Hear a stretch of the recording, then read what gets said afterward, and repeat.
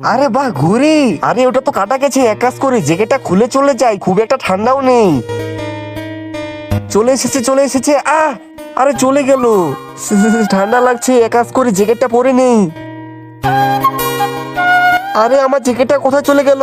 দেখো, আমার জ্যাকেট যে চুরি করেছে আবার ফেরত দিয়ে দাও, না হলে আমি সেটাই করব যেটা আমার বাবা করেছিলেন। আরে এই বাচ্চাটা এত চিল্লাচিল্লি কেন করছে?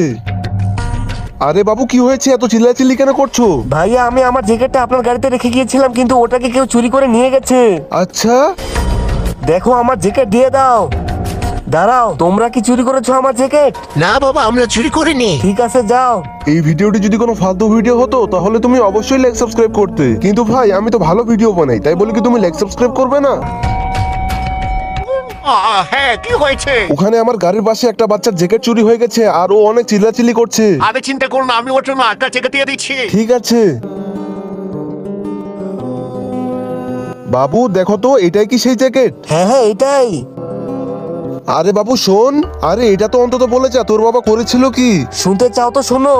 একবার আগের শীতকালেও আমার বাবারও জ্যাকেট চুরি হয়ে গিয়েছিল, তো উনি তখন নতুন জ্যাকেট কিনে নিয়েছিল।